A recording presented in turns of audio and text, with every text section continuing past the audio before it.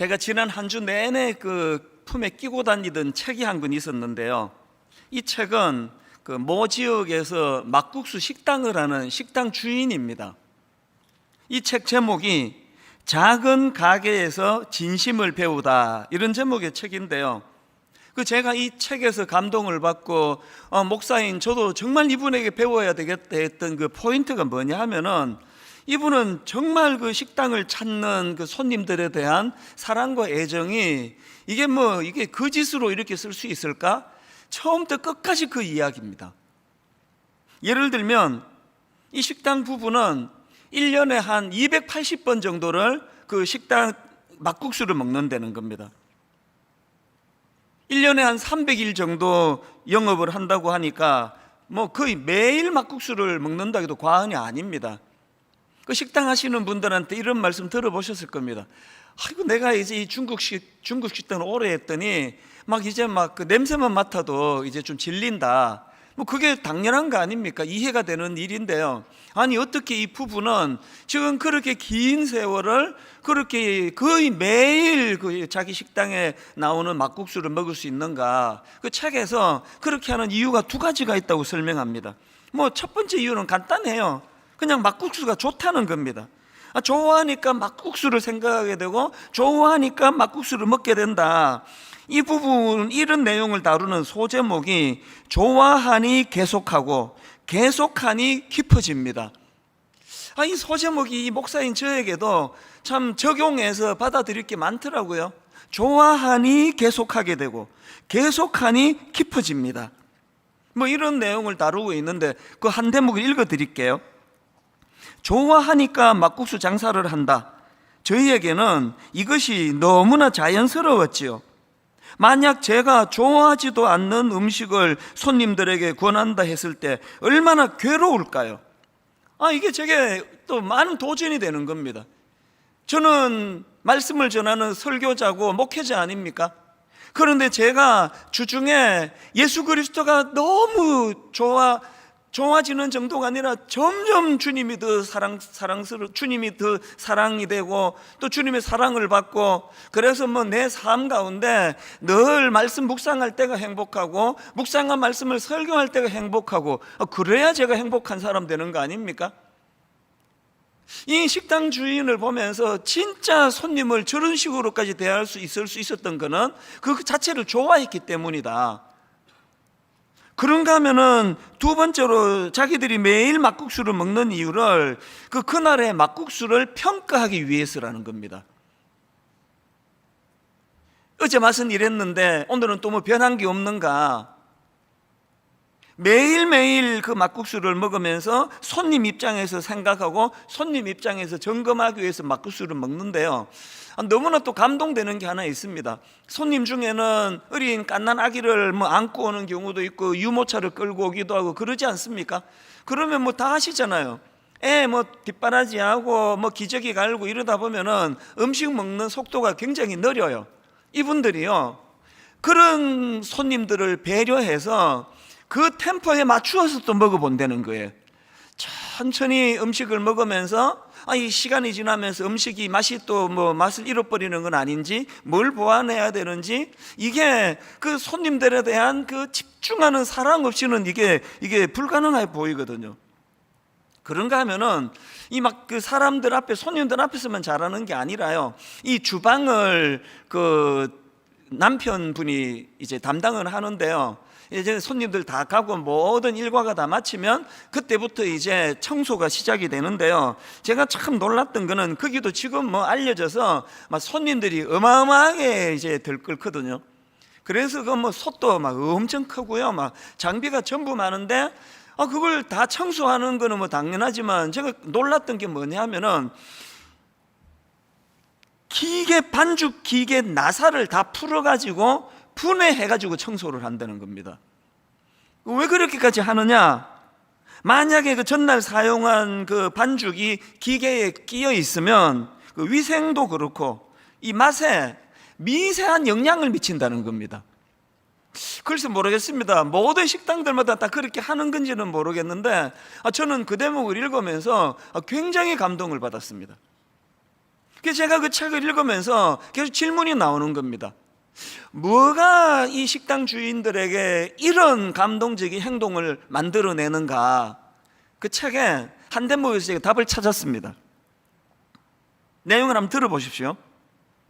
국수집을 시작한 것은 생계 때문이었지만 그러다 보니 손님이 오면 음식을 만들어내고 돈을 받는 일이 기계적으로 반복될 뿐이었습니다. 그런데 시간이 갈수록 국수 먹는 사람들이 눈에 들어오더군요. 처음에는 돈 벌기 위해서 그 일을 시작했는데 아마 그것만 계속하면 얼마나 권태롭겠냐고요. 그런데 이렇게 자기가 하는 일에 활력을 느끼고 손님을 사랑으로 섬길 수 있는 거는 어느 순간부터 돈이 보이는 게 아니라 그 찾아오시는 사람이 눈에 보이기 시작하더라는 겁니다. 실제로 그 식당은요, 단체 손님을 받지 않습니다. 그 정도 알려졌으면요, 별채 하나 만들어 가지고 이제 단체 손님들을 막 또 엄청 또 모으고 얼마든지 할 수 있는데 자기들은 단체 손님 하지 않는다. 그러면서 그 이유를 그 책에다 이렇게 썼습니다. 딱 한마디예요. 왜 우리는 단체 손님을 받지 않느냐? 한 분의 손님에게 정성을 다하기 위하여. 이 뭐 처음부터 끝까지 이런 식입니다. 여러분, 제가 왜 한 주 내내 이 책을 들고 다니고 또 우리 후배 목사님들한테 이 책 꼭 읽어보고 우리 목회에다가 이거 좀 접목을 해보자, 그런 제가 한 주 내내 이런 말을 하고 다녔냐 하면은, 여러분, 이 책에서 제가 감동을 받는 그 포인트 전부가 다 이게 바로 예수님의 한 사람 정신 때문이에요.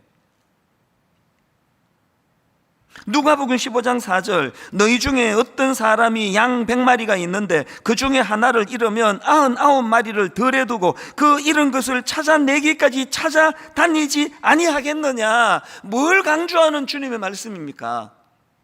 저는 알아요. 이 말씀이 뭘 강조하고 있는지 너무너무 잘 압니다. 그리고 저는 알아요. 우리가요, 그 어느 하나에 몰두하면, 그 누군가를 사랑하게 되면 계산이 사라집니다. 아니, 그 계산이 안 나와? 아니, 그 한 마리 잃어버릴 수도 있지. 그러다가 그 99마리까지 잘못되면 어떡할 거냐고. 이거는요, 몰두가 뭔지 사랑이 모르는 사람이 하는 이야기입니다. 제가 강아지를 키우기 전에는요, 종종 이런 말을 하는 사람도 이해를 못했습니다.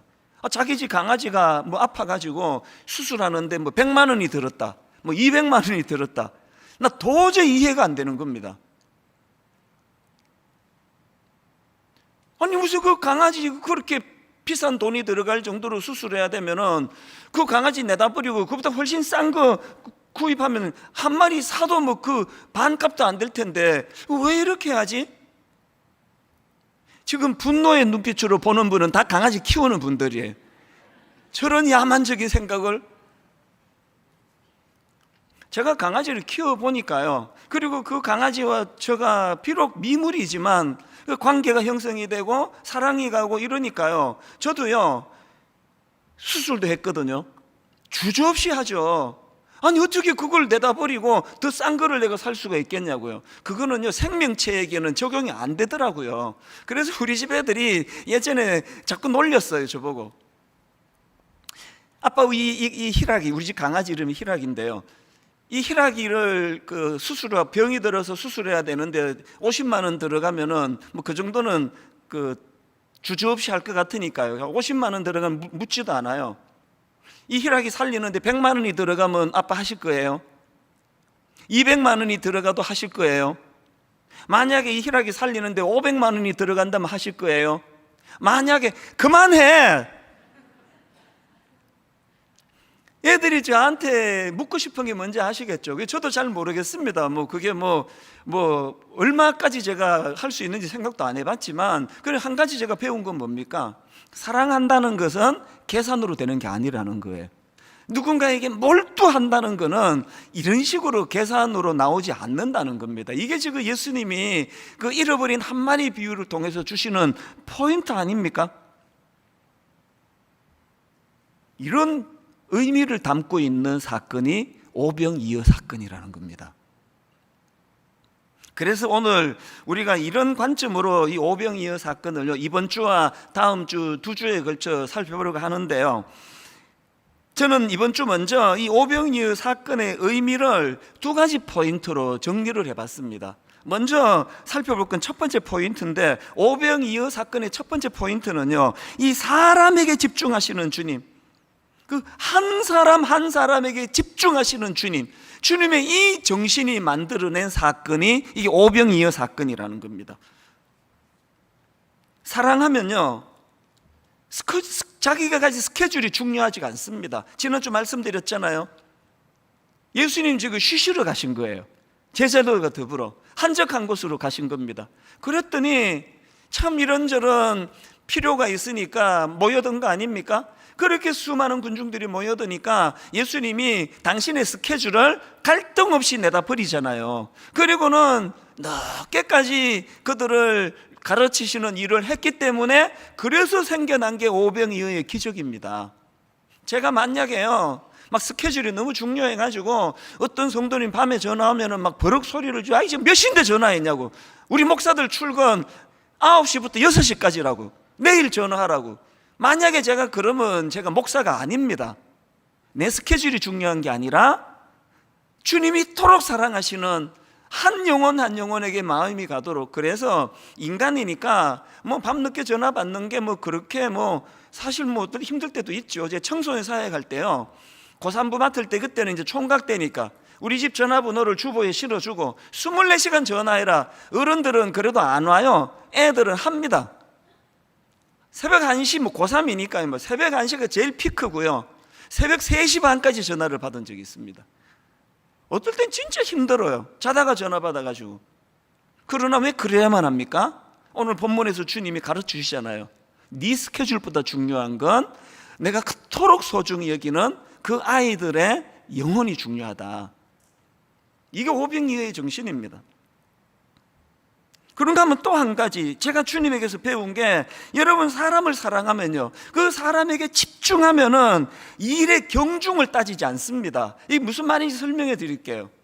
사실 여러분 오병이어 사건이 엄청 유명한 사건이지만 그거는 막 엄청난 사람들이 혜택을 입어서 그런 거지, 따지고 보면은 한 사람 한 사람을 놓고 보면요, 이거 밥 한 끼 만들어 준 거예요.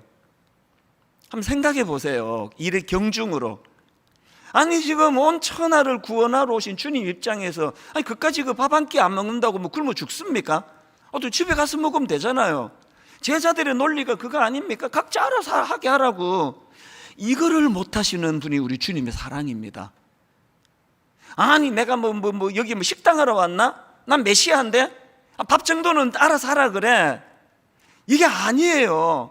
일의 경중을 따지지 않습니다. 바로 이 주님의 정신이 오병이어의 기적을 낳게 만든 도구였다는 거, 이걸 놓치면 안 됩니다. 자꾸 우리가 대의명분 뭐 이러면서요, 뭐 그냥 우리는 그냥 뭐 큰 일을 해야 되니까 이까지 사소한 거 뭐 이런 거 신경 안 써야 돼. 그거 아닙니다. 주님은 오직 한 사람 한 사람, 그 한 사람에게 집중하는, 그래서 제 마음에 내 목회는 한 사람 철학이 되기를 원한다. 지난주 그 어금니 얘기 괜히 해가지고 만나는 사람마다 그냥 그 어금니가 빠질 정도면 얼마나 뭐 힘들었느냐, 지금은 괜찮냐, 뭐 또 보여달라 막 이러는 사람도 있는데, 그 오해하시면 안 됩니다. 그 굉장히 내가 슬퍼요. 어떤 분은요, 이걸 이렇게 분석하면서 또 막 말씀들 하신대요. 이찬수 목사 생각 관심에 지금 온통 1만 성도 파수 운동밖에 없어가지고 막 이게 잘 안 될까봐 막 어금니가 빠지도록 지금 고생하고 있다고 그러시는데, 그 진짜 그 참 내가 너무 슬퍼서 그 얘기 듣고, 또 막 이런 말을 또 하신대네요. 그냥 이찬수 목사는 저기 1만 성도 파수 운동에 빠져가지고 우리를 돌보지 않는다고, 막 변했다는 말도 하고, 뭐 이찬수 목사 많이 변했다, 달라졌다. 여러분 그 정말 그래서 상처를 받으시면 공연한 상처예요. 그런 거 아닙니다. 4주 동안에 이빨이 아프도록 제가 아팠던 포인트는, 저는요 1만 성도 파송 운동이 잘 되고 안 되고 여기 자체에 관심을 안 둡니다. 왜? 그건 주권자 되시는 하나님 소관이세요. 우리가 최선을 다하는 이게 중요한 거지, 이게 뭐 꼭 이거를 막 반드시 이래야 돼. 여기가 무슨 기업도 아니고, 더군다나 성도님들이 이게 무슨 두부 자르듯이 됩니까? 이게 막 니들이야 다치든 말건 막 여기까지 두부 딱 자르고 그럼 몸통 잘라줘도 할 수 없다. 막 이 큰 대의 명분을 갖고 해야 되는데 상처받는 사람 좀 있어야지 어떡하냐고. 이게 절대로 우리 주님의 정신이 아니거든요. 이게 아니 어떻게 이 큰 과업을 이루기 위하여 성도들은 좀 다쳐도 된다, 이런 생각을 하는 것은 있을 수가 없는 일입니다. 자꾸 이제 이렇게 오해를 하다 보니까 은혜를 못 받는다는 거예요. 또 시험에 드는 분들 얘기를 제가 들어서 또 마음이 또 아팠는데요, 자꾸 설교 시간에 1만 파송 운동 이야기밖에 안 한다고 자꾸 계몽을 해가지고 내보내려고 저렇게 설교한다는데, 여러분 이거 진짜 오해에서 나온 시험이에요. 한번 생각을 해보세요. 제가 설마 목사의 양심으로 여러분 안중에도 없고 막 내보내려고 계속 1만 성도 그러겠냐고요. 여러분 전에 제가 말씀드렸잖아요. 저의 설교론은요, 이게 이론으로 설교하면 약장사다. 그래서 자기가 전하는 그 본문 말씀을 한 주 동안에 자기 삶 속에서 자기를 관통해낸 설교라야 이게 설교다. 이게 제 설교론입니다. 이게 내 지론이에요. 그래서 가평 우리 마을에 대하여 설교할 때는요, 그것을 인용할 때는 한 주 내내 가평 우리 마을에서 어떻게 이 약자들, 지친 자, 상한 자들이 치유되는 동산이 될까를, 그 문제를 놓고 오래 기도하고 그것을 놓고 응답받았던 일이 있었기 때문에 제 관심사로 그것을 예를 드는 거거든요. 1만 성도 파송 운동도 마찬가지입니다. 온통 제 마음은 분당 우리가 시작한 이 운동으로 말미암아 성도들이 다치고 성도들이 상처받고 이것 때문에 사단에게 시험받는 일이 없어야 되기 때문에 새벽에 주님 앞에 온통 집중하는 건 이 문제거든요. 그때마다 주님이 답을 주시고 그때마다 주님이 대안을 주시기 때문에 그것을 제가 예화로 나누는 거지, 여러분 계몽해서 내보내려고 그런 거 아닙니다. 그래서 여러분 이제 9월 첫째 주일날 지난 여름에 진통하며 받았던 하나님의 말씀들을 이제 선포할 거라고 제가 말씀드리지 않았습니까? 뭘 제가 지금 강조하는가 하면은, 여러분 오늘 이 본문에서 발견해야 되는 오병이어 사건에서 기억해야 될 진짜 중요한 포인트는, 그런 놀라운 기적을 베풀었단 말이야? 이게 아니고요, 이런 일을 행하시기까지 사람에게 집중하시는 주님, 한 사람 한 사람 그 밥 한 끼 늦게 먹는 것조차 못 견디하시는 주님의 사랑의 결정체가 오병이어의 기적이다. 이걸 놓치면 안 된다는 거예요. 우리 순장님들의 열정을 너무너무 감사한데요, 이번 2학기 때 우리 순장님들 제가 정말 눈물로 호소합니다. 이 남은 이 2학기가 우리 순장님과 순원들 생애에 잊혀지지 않는 주님과의 추억이 만들어지는 다락방 되기를 바랍니다. 아무 염려하지 마시고 1만 성도 파송운동 갈 거야 말 거야 묻지도 마시고 하나님께서 그분과 같이 의논하며 답을 찾아 나가실 겁니다. 우리 주일학교 선생님들, 이 오병이어를 만드신 주님의 정신으로 여러분 수고하는 거 너무 잘 알아요. 여러분의 그 애쓰심을 주님이 너무 기뻐하실 겁니다. 고맙다. 여러분 그 어린아이들 하나하나에 대하여 마음을 다하여 섬겨주시면은 거기에 놀라운 성령의 역사가 일어날 줄로 믿습니다. 이게 오병이어의 우리가 살펴야 될 첫 번째 포인트입니다. 그런가 하면은 두 번째 포인트는 이겁니다. 딱 이 한마디로 설명합니다. 오병이어의 두 번째 포인트가 뭐냐? 37절, 대답하여 이르시되 너희가 먹을 것을 주라, 너희가 먹을 것을 주라 하시니. 저는 지난 몇 주 동안 주문해 오듯이 이 말씀을 되뇌었습니다. 너희가 먹을 것을 주라. 제자들에게 위임하시는 주님이세요. 실제로 39절, 제자들에게 명하사 그 모든 사람으로 때를 지어 푸른 잔디 위에 앉게 하시니. 41절, 예수께서 떡 5개와 물고기 2마리를 가지사 하늘을 우러러 축사하시고 그 다음 보세요. 떡을 떼어 누구에게 줍니까? 제자들에게 주어 사람들에게 나누어 주게 하시고, 제자들과 더불어 동역하시는 주님, 제자들에게 위임해 주시는 주님. 성 어거스틴이 이런 말을 했습니다. 모든 것이 하나님께 달려있는 것처럼 기도하고, 그 다음 보세요. 모든 것이 당신에게 달려있는 것처럼 일하라. 허드슨 테일러도 비슷한 말을 했는데요. 나는 많은 사람들이 기도 없이 일하는 것을 보았지만 그들은 아무 선한 결과도 얻지 못했다. 그 다음 들어보세요. 그러나 나는 기도하는 사람이 일하지 않는 것을 보지 못했다. 기도 많이 하면 왜 일하지 않을 수 없습니까? 기도 많이 하면 주님의 정신을 알게 되거든요. 너희들이 먹을 것을 주라. 나 하루에 5시간씩 기도해요. 이렇게만 자랑하면요, 제가 목사가 뭔지를 모르는 사람이에요. 제가 만약에 저 하루에 5시간씩 기도합니다. 그러면 그 다음에 나머지 몇 시간이 남는 거예요? 나는 5시간씩 기도합니다. 이렇게 말하려면요, 나머지 시간에 성도님들을 제대로 섬기려고 나는 그렇게 오래 기도합니다. 여기까지 가야 너희들이 먹을 것을 주라는 주님의 말씀을 이해하고 기도하는 거예요. 저는 우리 부교역자들에게 종종 점검합니다. 오늘 새벽에 큐티했냐? 오늘 새벽에 기도했냐? 당연히 다 하죠. 그 다음 말을 제가 하고 싶은 거예요. 무엇을 위해? 누구를 위해? 어떤 내용의 기도를 했느냐고. 우리 목회자들의 모든 기도의 핵심이 있다면 너희들이 먹을 것을 주라예요.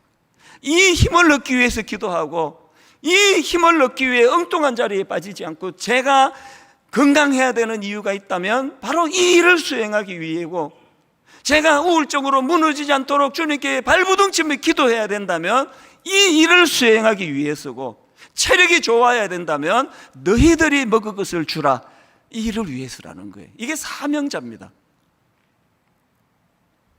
그렇기 때문에 늘 우리 마음에 너희들이 먹을 것을 주라, 너희들이 먹을 것을 주라, 이것을 우리가 이루어내야 되는데요, 이걸 이루어내기 위하여 여러분 쓰임받기 위해 거쳐야 될 2가지 과정이 있습니다. 첫 번째 꼭 기억하셔야 될 게 뭐냐, 여러분 제대로 쓰임받기 위해서는요, 자기의 좁은 시야를 깨달아야 돼요. 내 시야가 이렇게 좁은 거구나. 지금 본문에서 드러나는 제자들의 좁은 시야를 한번 보시겠습니까? 예수님이요, 자 37절입니다. 대답하여 이르시되 너희가 먹을 것을 주라 하시니 여짜오되 우리가 가서 200데나리온의 떡을 사다 먹이리까. 메시지 성경이요, 너무나 적나라해요. 예수께서 말씀하셨다. 너희가 이들의 저녁을 마련하여라. 그들이 대답했다. 진심입니까? 가서 이들의 저녁거리에 큰 돈을 쓰라는 말씀이신지요? 뭐가 느껴지세요? 자기 수준으로 생각하는 거 아닙니까? 지금 여러분 메시아 되신 그분이 어마어마한 큰 프로젝트를 가지고 그 크신 생각의 넓이와 깊이를 가지고 그들을 대하시는데 자기들 수준으로 가서 이들의 저녁거리에 큰 돈을 쓰라는 말씀이신지요? 진심입니까? 저는 항상 두려워요. 저의 좁은 시야가, 저의 좁은 생각이 이 크신 주님의 과업에 방해가 될까 봐 정말 커지고 싶어요. 진심으로 생각의 깊이가 넓은 목사가 되기를 저는 원합니다. 안 되는 게 이거고, 그래서 기도하는 거 아닙니까? 너희 중에 누구든지 지혜가 부족하거든 어떡하라 그럽니까? 후히 주시고 꾸짖지 아니하시는 그 주님께 구하라, 그리하면 주시리라. 우리의 좁음을, 생각의 좁음을, 우리의 편협함을, 걸핏하면 오해하는 우리의 연약함을 우리가 깨달아야, 그것을 시인해야 요한복음 6장에 이 같은 내용을 다루는 그 말씀이 요한복음 6장에도 나오는데요. 자, 6장 5절부터 7절입니다. 예수께서 눈을 들어 큰 무리가 자기에게로 오는 것을 보시고 빌립에게 이르시되 우리가 어디서 떡을 사서 이 사람들을 먹이겠느냐 하시니 이렇게 하시면 친히 어떻게 하실지를 아시고 빌립을 시험하고자 하심이라. 빌립이 대답하되 각 사람으로 조금씩 받게 할지라도 200데나리온의 떡이 부족하리이다. 주님께서 왜 이런 질문을 유도하셨는지를 요한복음에 설명하잖아요. 왜 이런 질문하셨다고요? 제자 빌립이 자기의 편협된 생각을, 자기의 좁은 생각을 인식하게 만들어 주시기 위해서라는 겁니다. 200데나리온만 찾는 인간의 한계, 이걸 자각해야 500리어의 기적을 구하게 된다는 거 아닙니까? 캐럴 드윅이 쓴 마인드셋, 이런 제목의 책이 있는데요. 그 책에 보면은 이 인간의 마인드셋을 성장 마인드셋, 또 고정 마인드셋, 이렇게 구분해 설명하는 대목이 있는데요. 이 부분은 성경 안 읽어도 뭔 얘기인지 금방 눈치 다 챌 수 있는 거 아닙니까? 고정 마인드셋 뭡니까? 한마디로 말하면 우리가 잘 아는 고정관념으로 꽉 찬 사람, 뭔 얘기를 해도 자기 수준에 맞춰가지고 고정관념으로, 자기 생각으로 그렇게 변할 생각이 없는 사람, 이게 고정 마인드셋에 해당되는 사람이고요. 이것과 다른 반대되는 개념이 성장 마인드셋이라는 겁니다. 무슨 설명이 더 필요합니까? 우리가 성장하려면은 우리의 고정관념을 깨트려야 돼요. 항상 이렇게 오해자라고 남의 얘기를 그냥 저분은 지금 막 100으로 설명하는데 1로 받아가지고 맨날 오해하고 가지고 또 혼자 삐지고 피곤하게 사는 사람들, 여러분, 우리가 이런 고정 마인드셋을 인정을 한다면 이제는 성장 마인드셋으로 가야 돼요. 오늘 여기 예배 드리러 오셨잖아요. 기왕 예배를 드리시는데 하나님의 말씀을 내 삶에 조명하고 내가 뭘 오해하고 있는지, 하나님에 대해 내가 더 풀어야 되는지 열린 마음으로 그렇게 말씀에 임하는 그분이 바로 성장 마인드셋 해당되는 부분이다. 여러분, 하나님께 쓰임받고 싶으십니까? 이 좁디 좁은 자기 생각과 자기 이 시야를 인정해야 된다는 사실이에요. 이게 첫 번째 조건이고요. 두 번째 쓰임받기 위해서 거쳐야 되는 과정이 하나 더 있는데요. 이런 자기의 좁은 시야를 인정할 뿐만 아니라 두 번째, 자기가 가진 보잘것없는 그것을 주님께 가져가야 된다는 겁니다. 아까 요한복음 6장에서 그 빌립의 연약함을 이렇게 설명했잖아요. 7절, 빌립이 대답하되 각 사람으로 조금씩 받게 할지라도 200데나리온의 떡이 부족하리이다. 이렇게 자기 좁은 시야로 대답한 게 빌립인데요. 그런데 바로 요한복음 6장 그 다음 8절 9절에 보면은 제자 하나가 더 나옵니다. 안드레라는 제자의 반응이 나오는데 비슷한 것도 있고 완전히 다른 것도 있는데 한번 찾아보십시오. 뭐가 비슷한지. 자, 8절과 9절. 제자 중 하나 곧 시몬 베드로의 형제 안드레가 예수께 여짜오되 여기 한 아이가 있어 보리떡 5개와 물고기 2마리를 가지고 있나이다. 그러나 그것이 많은 사람에게 얼마나 되겠사옵나이까? 필립과 안드레의 공통점이 뭡니까? 자기 생각으로 판단하는 거. 에이, 이건 뭐 어린애 도시락 같고 이게 무슨 대안이 되겠습니까? 이게 필립과 안드레의 공통점이에요. 근데 차이점이 뭔지 아시죠? 필립은요, 자기 생각에 함몰돼서 한 걸음도 움직일 수 없었던 사람이라면 안드레는 그 작은 도시락을 자기 문제로 해결할 수가 없어. 그 작은 도시락을 주님께 가져간 거. 이 차이, 결정적인 차이.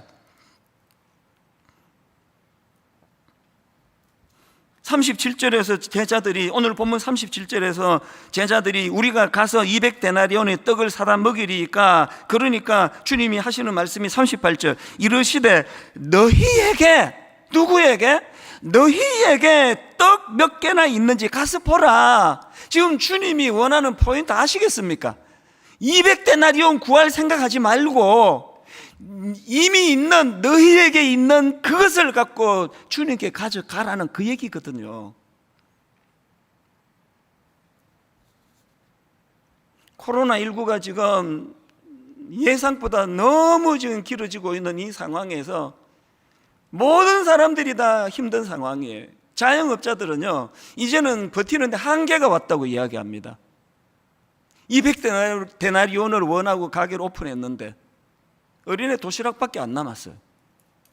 맨날 이것 때문에 피곤하고 우울하고 이것 때문에 마음이 힘든 건 이해가 되는데요, 언제까지 그러시겠습니까? 여러분, 지금이 기회예요. 이 어린애 도시락 같은 초라하디 초라한 내가 가진 이것을 주님 앞으로 갖고 가셔야 됩니다. 야곱, 그 장교의 대왕 아닙니까? 막 그냥 자기 장교로 막 다 해결했어요. 막 척척척척. 이 사람요, 200데나리온 구해야 된다면 구할 사람이에요. 형도 속여 먹고 아버지도 속여 먹고 막 200데나리온 만들 사람이에요.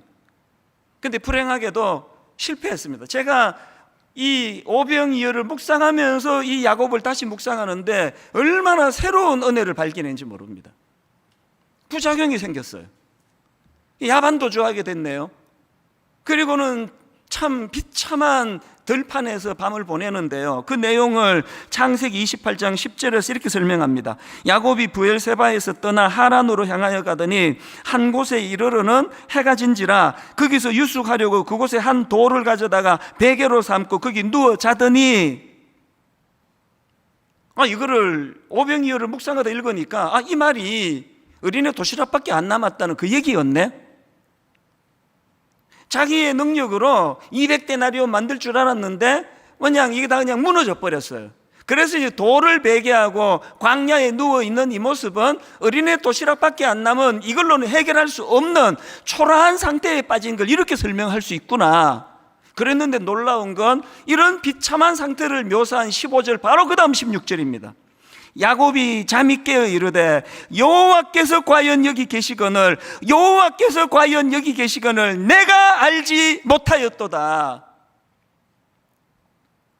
장께 부리면서 200데나리온 모을 때는 여호와께서 과연 여기 계시거늘 모르는 거예요. 알 필요가 없는 거예요.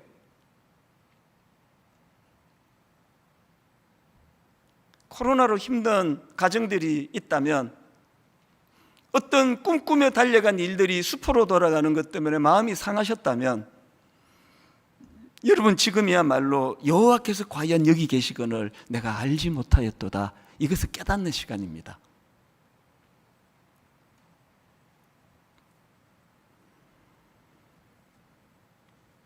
오늘 나눈 이 두 가지 포인트를 잊으시면 안 됩니다.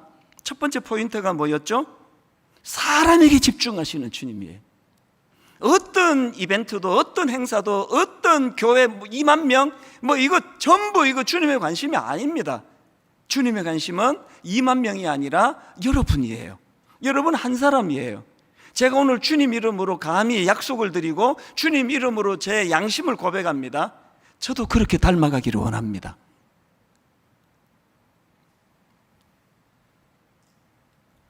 코로나가 딱 터지고요, 이제 교회에서 결혼 장소를 잡았는데, 그리고 제가 이제 주례하는 걸로 약속이 돼 있는데, 코로나가 터지니까 한때는 교회에서 결혼 주례하지 마라 그랬거든요. 그래서 이제 예식장을 옮겨가지고 주례를 하는데, 제가 예식장으로 가서 주례를 하다가 내가 정말 마음이 힘든 부분이 하나 있더라고요. 분위기도 좋고 다 좋은데요, 하여튼 예식장 직원들은요, 주례십니까? 그러면 따라다니면서 하는 말이 30분 안에 끝내주세요. 30분 넘기면 안 됩니다. 한 번은 모 예식장을 갔는데요, 제가 지금도 불쾌해요. 막 따라다니면서 30분 안에 끝내라, 이 사람도 말하고 저 사람도 말하더니, 아니 지금 이제 주례 설교를 하고 있는데, 한참 제가 지금 주례 설교를 하고 있는데 여직원 하나가 뚜벅뚜벅 끌어오더니 쪽지를 하나 주고 가요. 얼마나 비상이면. 그래서 제가 주례하다가 주춤해서 그 쪽지 읽어보니까 30분 안에 끝내주세요.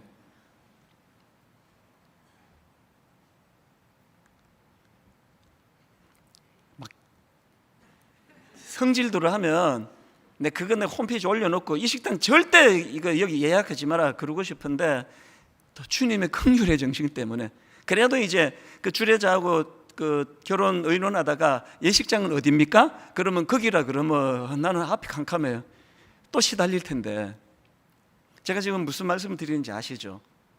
영업하는데 돈 버는데 관심이 있으면 이 젊은 형제자매의 축제 같은 모든 하객들이 더불어 축하하는 이 잔치를 하나도 누릴 수 없는 거예요. 모든 사람들이 기쁨의 잔치를 지금 벌이면서 마음에 기쁜 눈물을 흘리고 눈에 하나도 들어오질 않고 30분 안에 끝나야 되는데, 그래 그 다음 손님 받는데, 그렇게 결혼 예식이 촘촘하기 힘들면 예식 간격을 좀 늘리든지. 제가 그 일을 잊지 못하면서 저를 반성해요. 내 관심은 어디에 있는 거지? 두 번째 포인트 잊으시면 안 됩니다. 너희가 먹을 것을 주라. 너희가 먹을 것을 주라. 오늘 저는 이 말씀으로 이렇게 적용하기 원합니다. 여러분, 코로나19 때문에 너무너무 힘든 현실인데, 특히 자영업자, 식당 하시는 분, 가게 하시는 분 너무너무 힘들다 그러는데, 저는 오늘 여러분 이걸 주님의 말씀을 적용해서 여러분 부탁합니다. 밥 해 먹을 수 있지만 한 번씩 주문해서 드세요. 여러분, 밥 먹을 수 있지만 한 번씩 식당으로 직접 찾아가서 드세요. 그 식당 먹고 싶어서 먹을 수도 있지만 오늘 주님의 사랑을 실천하기 위해서. 그리고요, 가서 혼자 콩나물 국밥을 먹었더니 7,000원 나와요. 그러면 시구 쓰면서 그 잔돈은 힘내시라고 드리는 거예요. 그렇게 하고 한번 나와보세요. 이 설교 많이 들으시잖아요. 오늘 여러분들만 이번 한 주 실천을 한다고, 한 주에 2번씩만 그렇게 한다고 하면 얼마나 많은 분들이 여러분 힘을 얻겠습니까? 두 번째 적용 드릴까요? 미자리 교회에서 기도해야 돼요. 우리 같은 큰 교회는요, 아무 지장 없습니다. 흔들리지 않습니다. 그러나 지금 이 미자리 교회는 지금 휘청휘청 거린단 말입니다. 분당 우리 교회 헌금 안 해도 됩니다. 거기다 하세요. 여러분, 거기다 하시라고요. 왜? 너희가 먹을 것을 주라 그러시잖아요.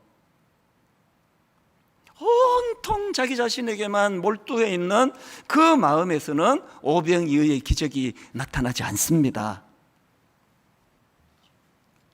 늘 우리 마음속에 너희가 먹을 것을 주라. 그것을 구현하기 위해 주님, 이 좁아터진 저의 이 생각을 깨트려 주시기 원합니다. 더 큰 생각을 하기 원합니다. 더 큰 그림을 볼 줄 알기 원합니다. 내 한 교회 잘 되는 것도 중요하지만 하나님이 모든 이 땅의 교회들이 함께 잘 되기 위하여 내가 무엇을 하오리까? 엄청난 거 하라는 거 아니잖아요. 식당에 가서 그 가게를 위해서 밥 한 끼는 먹어줄 수 있지 않습니까? 2-3천 원 팁으로 드리면서 주님이 오늘도 힘내시라고 이거 전해주라고 그러시네요. 저는 이 말씀을 준비하는 동안 이 찬양이 저를 마음을 많이 뜨겁게 했습니다. 전능하신 나의 주 하나님은 능치 못하실 일 전혀 없네. 전능하신 나의 주 하나님은 능치 못하실 일 전혀 없네. 그 주님이 우리 보고 200데나리온 만들어 와, 이 명령하는 분이 아니세요. 우리 생각에 도저히 이게 쓰잘데없는 것 같은 초라한 어린애 도시락 같은 오병이어지만 안드레처럼 이것을 주님께 가져가면 이것이 오병이어 기적을 만드는 재료가 되는 줄 믿으시기를 바랍니다. 오늘 말씀의 은혜를 기억하시면서 한번 가사를 생각하며 이 찬양을 한번 선포하며 부르면 좋겠습니다.